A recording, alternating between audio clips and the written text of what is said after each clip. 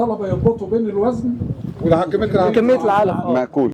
انت كمهندس زراعي لازم تعرف الوزن 20 كيلو يعني ايه. لو انت مهندس زراعي او طالب في كلية الزراعة، الفيديو ده يهمك جدا. في الجزء الاول من زيارتنا اتكلمنا مع دكتور هاني جادو عن التغذية الحيوانية، هتلاقي اللينك في الوصف بتاع الفيديو. النهاردة كمان مكملين مع دكتور حمدي موسى في الجزء التاني من الحلقة عشان نفتح ملف مهم جدا: ازاي تطور نفسك وانت لسه بتدرس، وايه الادوات اللي هتخليك جاهز لسوق العمل بعد التخرج، وازاي قسم الانتاج الحيواني في كلية الزراعة عين شمس يقدر يساعد المربين والمستثمرين. تفاصيل كتير مهمة وفرص ممكن تغير مستقبلك، فخليك معانا للآخر. احنا كمان بنتشرف النهاردة بنفس الزيارة بمقابلة دكتور حمدي موسى أستاذ التغذية جامعة عين شمس. احنا حابين نسأله أسئلة ونقدر نستفيد منه بإذن الله. وأول حاجة نحب أولا بنرحب بحضرتك معانا. اهلا بيكم، فرصة سعيدة جدا. دكتور حمدي، احنا عايزين نتكلم عن ايه اللي حضرتك شايفه محتاج المهندس الانتاج الحيواني يتعلمه اثناء فترة الكلية. ايه الحاجات اللي تقدر الكلية تقدمها له عشان تطلع مهندس انتاج حيواني متطلبات السوق يكون يقدر يخدم فيها بسهولة وبدون ما يتعب او يتبهدل عشان يتعلم، لا يطلع من الكلية عارف حاجات كتير تقدر تفيده. بسم الله الرحمن الرحيم. اولا بشكركم جدا على استضافتي في البرنامج بتاعكم. الحقيقة انه يعني عشان يبقى فيه مهندس انتاج حيواني متخرج من كلية الزراعة مع تخصصه في حاجات تانية مهمة كتيرة جدا، سكيلز كتيرة جدا لازم يكتسبها ولازم يعرفها. واحنا حريصين في الكلية ان احنا نزوده بالجانب الاكاديمي، ولكن يظل في حاجات كتيرة جدا على مستوى المزرعة وعلى مستوى الشغل محتاج هو يهتم بنفسه وينمي نفسه فيها. الأمثلة كتير والحاجات كتيرة قوي اللي هو لازم ينمي نفسه فيها، ولكن يعني أول حاجة السوفت سكيلز كلها لازم يكون عارفها كويس. لازم يكون عارف يعني إيه مايند مابينج، إزاي يعمل خريطة لمخه بحيث يعرف يرتب أولوياته في الحياة إيه، وأولوياته اللي يقضي فيها وقته إيه. في كل شيء لازم يبقى له نسبة من الوقت حسب أهمية أو حسب البريوريتي بتاعت هذا الموضوع. ده المايند مابينج. التايم مانجمنت لازم ينظم وقته كويس علشان يقدر يدي كل حاجة وقتها ويدي كل حاجة الاهتمام بتاعه فيها. لازم يهتم قوي بالسوفت سكيلز التانية زي البرزنتيشن سكيلز. هو طول الوقت هيبقى مطلوب منه انه يقدم نفسه، يقدم شغله، يعرض اذا كان عمل انجازات او عمل شغل كويس، او لو حتى عنده مشكلة لازم يكون قادر على عرضها امام الاخرين. وعشان يعرضها امام الاخرين دي محتاجة دراسة، انه يدرس البرزنتيشن سكيلز. كيف يتحدث، هيتحدث لمين، هيتحدث يدي تقرير لرؤسائه ولا هيشرح فكرة للناس أبسط منه. من هنا بيختلف إعداد البرزنتيشن بتاعته، فلازم يدرس كويس البرزنتيشن سكيلز وإزاي يعرض نفسه أمام الآخرين. هل في فرصة جيدة لمهندس الإنتاج الحيواني أول ما يتخرج إنه يشتغل في مزارع، وبعد تدريبه بالمهارات اللي حضرتك قلت عليها في الحالة دي يقدر يحصل على راتب جيد وساعتها يبقى بيفيد المزرعة بشكل جيد جدا؟ ما فيش شك إنه يعني بالإضافة إلى قدراته هو كمهندس إنتاج حيواني عنده معلومات كويسة جدا في الإنتاج الحيواني، ولكن أنا خليني أفكر بدماغ المستثمر اللي بيشغل المهندس ده. إذا المهندس ده كان بيجيد أكتر من وظيفة أو أكتر من مهمة، فطبعا ده هيبقى مرحب بيه أكتر وهياخد أكيد راتب بالنسبة لي أعلى. يعني المهندس الزراعي الشاطر في المزرعة اللي بيعرف يقف في وسط الحيوانات ويعرف يشتغل معاها، لو بيعرف يقعد على الكمبيوتر آخر النهار ويحط المعلومات بتاعته كلها على الكمبيوتر ويطلع منها من البرامج دي، يطلع قرار ياخده بقى تاني يوم ويطبقه على الحيوانات هيبقى أفضل 100 مرة من اللي قاعد بس في وسط الحيوانات وبيتابعها.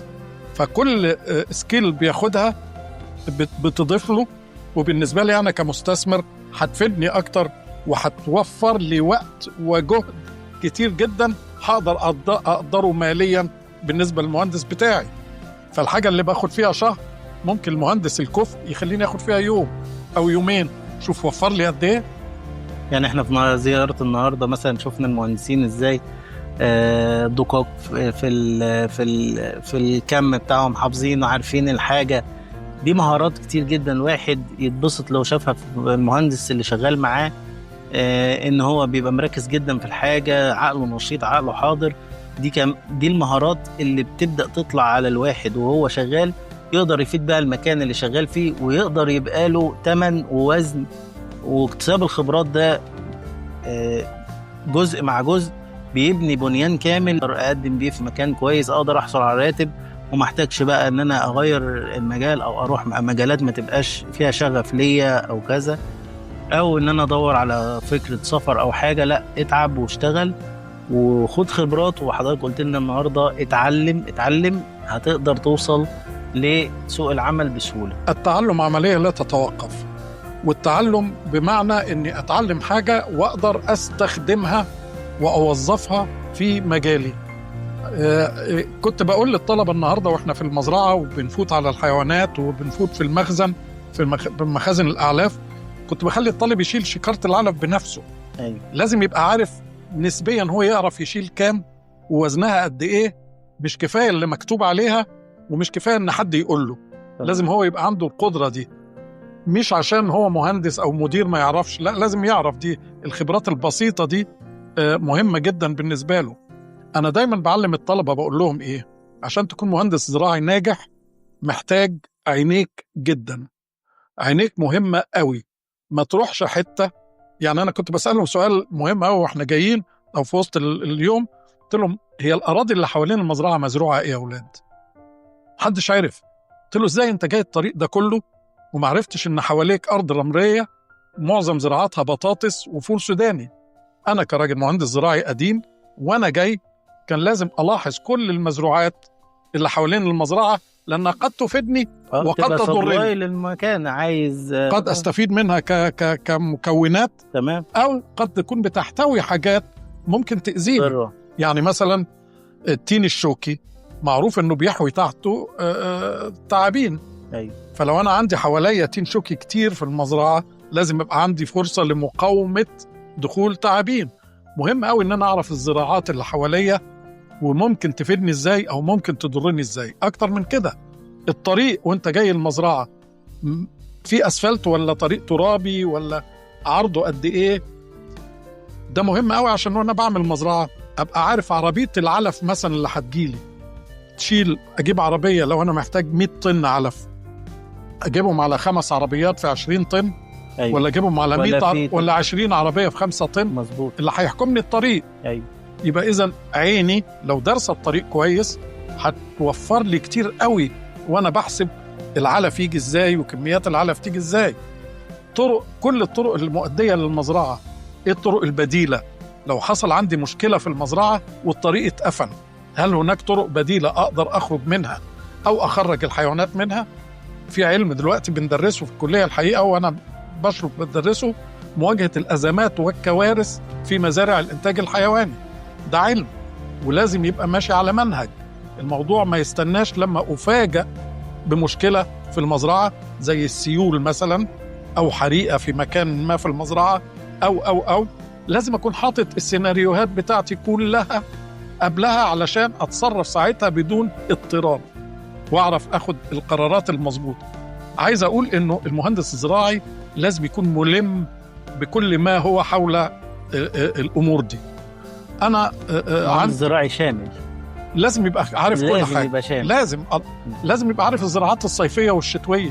تمام. هزرع برسيم امتى، هزرع الفول امتى، هزرع الذرة امتى. زراعات صيفية وشتوية. التسميد بتاع هذه المزروعات، هل أنا هطلع منتج أورجانيك؟ أيوة. ولا هطلع منتج عادي؟ لو هطلع منتج اورجانيك يبقى كل الزراعات اللي حواليا لازم تكون اورجانيك عشان اكل الحيوانات دي مواد اورجانيك.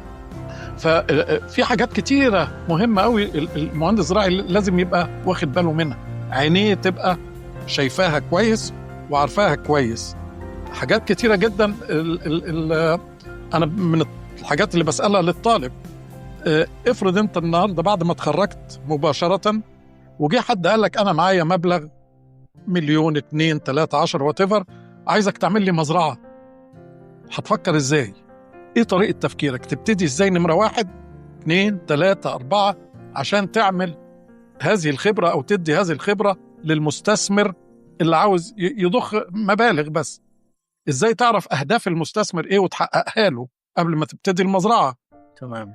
طب هتبتدي المزرعه من الالف للياء ولا من الياء للالف؟ بمعنى لو انت عندك سوق جاهز لمنتجك، انت هتنتج لحوم وعندك مكان هيستوعب 5 طن لحمه كل اسبوع او 10 طن لحمه كل اسبوع، ازاي تبدا من ال10 طن دول وترجع بتفكيرك؟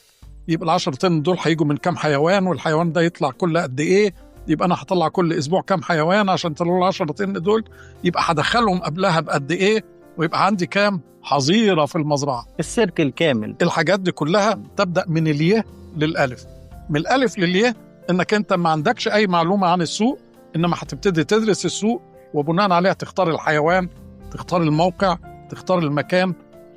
ده سؤال مهم أوي. السؤال الثاني اللي الطالب بحب احضره ليه وبجهزه ليه، لو حد قال لك تعالى زور المزرعه بتاعتي وقول لي رايك فيها ايه، قيمها، هي كويسه ولا فيها حاجه ناقصه ولا فيها ايه؟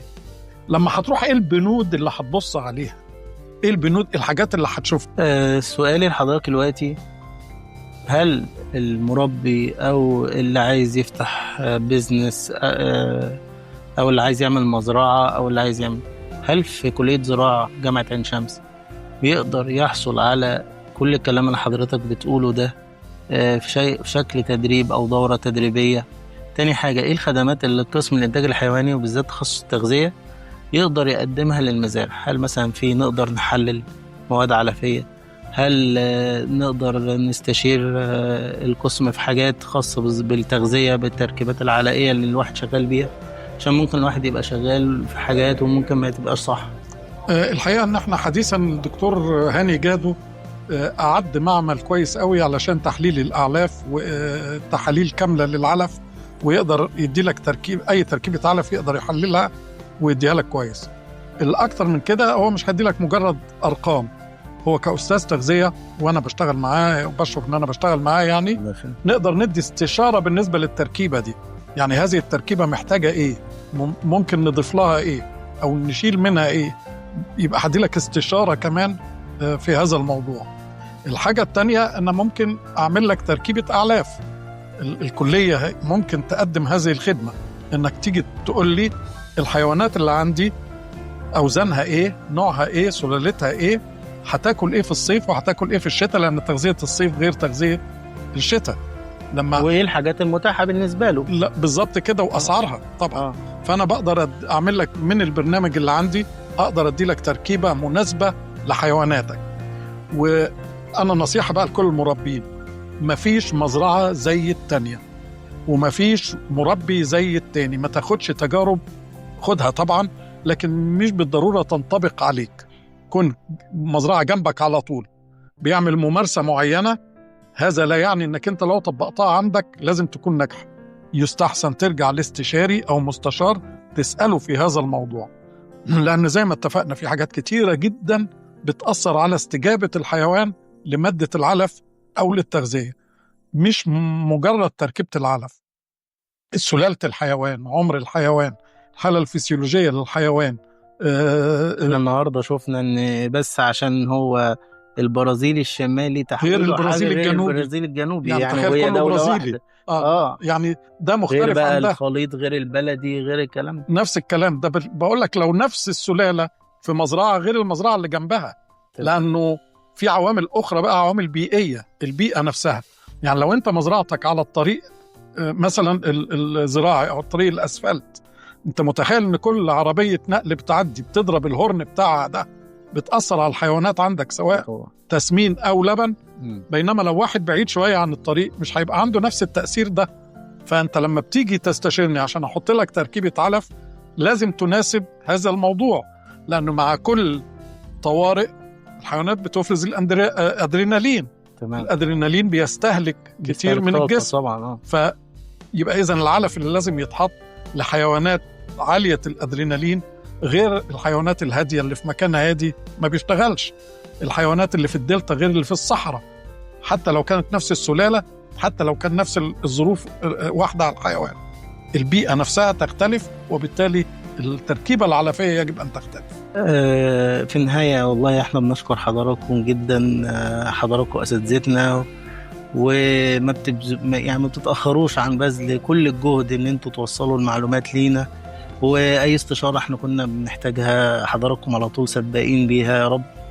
فشكرا جدا لحضرتك والوقت حضرتك. العفو، بس اسمح لي يعني أنا الأول أشكركم أنتوا كخريجين لتواصلكم معنا. الحقيقة أنه أنتوا بتدونا فيدباك دايما عن إزاي نقدر نطور نفسنا وإزاي نطور التدريس بتاعنا، وإيه اللي نقدر نغيره في طرق التعليم بتاعتنا والمناهج والبرامج بتاعتنا. وده لا يمكن يأتي إلا من الخريج اللي اتخرج من تحتنا معانا، اتخرج معانا واشتغل في السوق، بنقدر ناخد منه فيدباك ممتاز جدا بينفعنا جدا. هذا التواصل لا غنى عنه. احنا يجب أن نترك أبراجنا العاجية، سواء كأساتذة، سواء كمهندسين في السوق، سواء كمستثمرين، سواء كطلاب. يجب أن تظل اللينك ده موجود بين كل هذه الفئات علشان الدنيا تتطور، وإن شاء الله تتطور. وتاني بنشكركم جدا مجموعة الخريجين اللي كانوا معانا النهاردة علم، وانتوا خير معلم إن شاء الله. ربنا يبارك فيك حضرتك. شكرا جزيلا جدا يا دكتور. شكرا.